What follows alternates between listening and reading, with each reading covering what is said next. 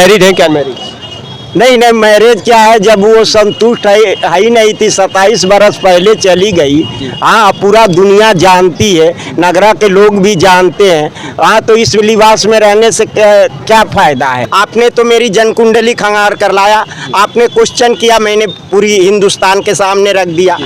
नमस्कार, आप देख रहे हैं भी न्यूज इंडिया। इस वक्त आपके साथ मैं हूं विमलेश कुमार और जनपद मऊ में है, और हमारे साथ श्वेता किन्नर जी है जो काफ़ी सोशल मीडिया हो या तमाम ऐसे चैनलों पे खबरों में ये छाई रहती है। आज हम इनसे मुलाकात करेंगे और इनके उस लाइव को भी हम एक नज़र फोकस डालेंगे, इनके जीवनी पर भी, और ख़ास चुनावी दरमियान भी इनसे खास सवाल करेंगे। स्वागत है भी न्यूज इंडिया पे। धन्यवाद। सबसे पहले इस पवित्र धरती से धरती पुत्र स्वर्गीय मुलायम सिंह को मैं कोट कोट नमन और प्रणाम करती हूं, और समाजवादी पार्टी के मुखिया माननीय राष्ट्रीय अध्यक्ष अखिलेश जी और उनके पार्टी के पदाधिकारी और कार्यकर्ता और महिला मंच और किन्नर सभा बोर्ड की तरफ से मैं घोसी लोकसभा की जनता के तरफ से पूरे हिंदुस्तान की जनता और हिंदुस्तान की मीडिया को मैं धन्यवाद देती हूं। मैं समाजवादी पार्टी का प्रदेश उपाध्यक्ष हूं। चलिए, मैं शुरुआती चाहूँगा आपके जीवनी को लेकर एक बैकग्राउंड की तरफ चलते हैं। आपका शुरुआती जो है देखा जाए तो किन्नर से ही स्टार्टिंग हुआ लाइफ, या फिर इससे पहले कुछ और थे आप?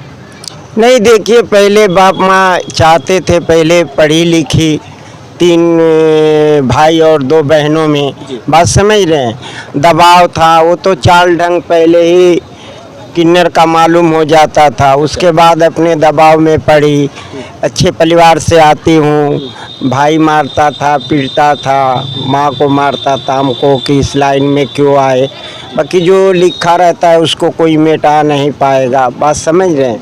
उसके बाद अपना पहले चेला हुई जाकर मेयर अमरनाथपुर पासा देवी को, बात समझ रहे हैं। जब मारपीट से तंग आ गई, पोखरे में बिक देना, छत पर से लटका देना, तो सोची कि इससे बढ़िया है कि मैं ऐलान करके साड़ी पहनूं। तो अपने बिरादरी को बुलाई। हाँ, और 2001 की बात है, मैंने भरी महफिल में अपना ऐलान करके मीडिया के द्वारा घोषणा की थी। हाँ, उसके बाद वहीं से मेरा मंच लगा, उसका रिकॉर्ड है। और वही चिलकहर विधानसभा से मैं एमएलए का प्रत्याशी रही, निर्दल, वो भी निर्दलीय लड़ी। और 2004 में भूतपूर्व प्रधानमंत्री स्वर्गीय चंद्रशेखर के खिलाफ ये ओम प्रकाश फराड जो भर है, इसने मैदान में भेज दिया। और BBC लंदन और लखनऊ, दिल्ली, दूरदर्शन और टीवी चैनल पे और प्रतिदिन अखबारों में आने लगा। अब उनके भतीजे पप्पू MLC से ये 10 लाख रुपया ले लेता है और कहता है कि आप अकबरपुर लड़िए, बात समझ रहे हैं। उसके बाद मैंने किसी तरह इज्जत अपना लड़ा, चुनाव निर्दल, जिसमें पूरे आपके चैनल का इतने ऊंचाई पे पहुंचाया, उसका मैं एहसानमंद हूं और आभारी हूं, बात समझ रहे हैं। उसके बाद 2023 में मैंने चुनाव निर्दल लड़ी नगर पालिका का। देखे कि माननीय योगी आदित्यनाथ जी की सरकार में 3 बार जानलेवा हमला हुआ और 2 बार मेरे चेलों को हमला हुआ।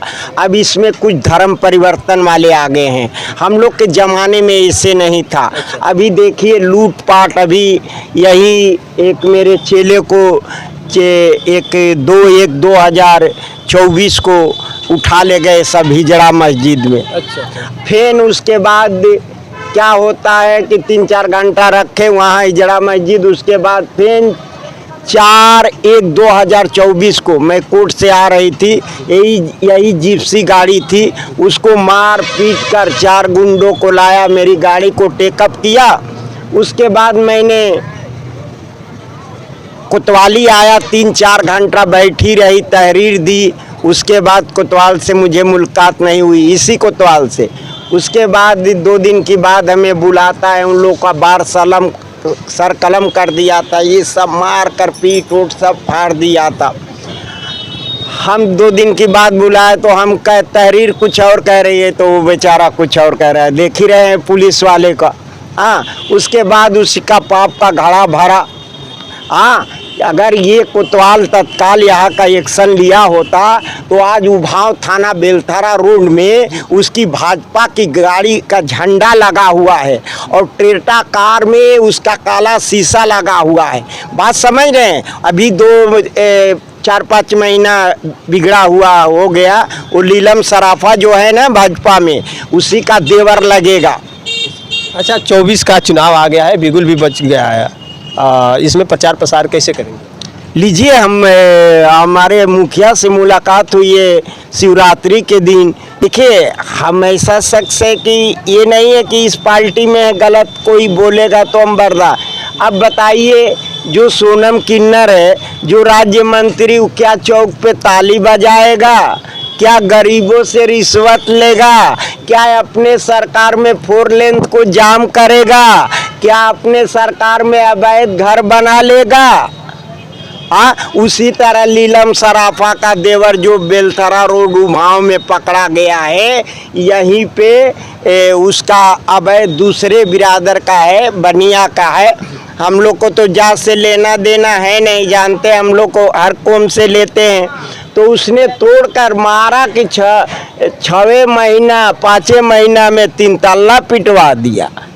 अच्छा, ये बताइए, आप किन्नर समाज को लेकर सवाल है, किन्नर समाज पैदाइशी किन्नर होते हैं या फिर बाद में भी किन्नर बन जाते हैं? नहीं, बाद में बनते हैं। ट्रांसजेंडर उसी को कहते हैं, जैसे मेल से फीमेल हो जाता है।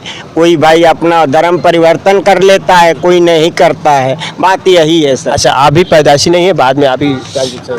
अब लीजिए, पैदाइशी की क्या बात है? जब मेरा चाल था, मेरा ढंग था, मैं उपद्रव से उब चुकी थी। मेरा भाई मारता था, बार काटता था, गड़ई पोखरे में बिक देता था। 3 तल्ले मकान मेरी है, उस पे लटका देता था। तो उससे सोची कि बार बार पिटाने से अच्छा है कि सरेआम पहन लूँगी। तमाम ऐसे किन्नर समाज से हमने देखा, तमाम लोग जो है कोई डांस भी करते हैं किन्नर समाज में, और ऐसे तमाम लोग का प्रचलन भी ऐसा देखा जाता है, लेकिन प्रताड़ित हुआ तमाम लोग आते हैं। ऐसा क्यों कि किन्नर समाज जिस भी रूप में है तो कहीं ना कहीं प्रताड़ित रूप में नजर आता है? हाँ, दुखी रहता है, इसलिए कि देखिए, इतिहास इस धरती पे कुछ और है और विद्वानों और साहित्यकारों ने कुछ और लिखा।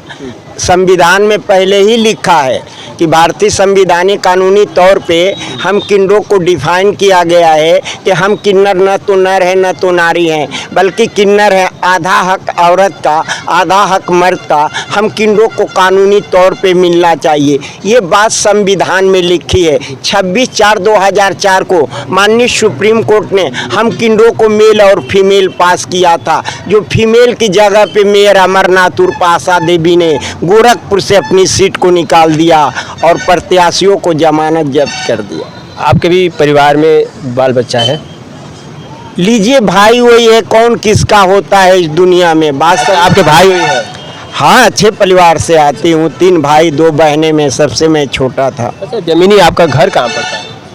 हमारा घर है अगर ये दुर्गा चौक नगरा, अब तो यहाँ बुनियादी हो गई। वहाँ के लोग ये कहते हैं कि वहाँ आप एक बाजार लगता था, आपकी दुकानें भी सजती थी, क्या ये सही बात? जी, पहले जब निकले तो भाई दरोगा है, कहा तू दुकान कर ले। बात समझ के लोगों से बात हुआ तो मुझे जानकारी मिला, तब मैंने कहा कि इस बार मुलाकात में मैं इंटरव्यू में दुकान करते थे। पढ़ाई करने के बाद बलिया टीडी कॉलेज से हमने दुकान किया।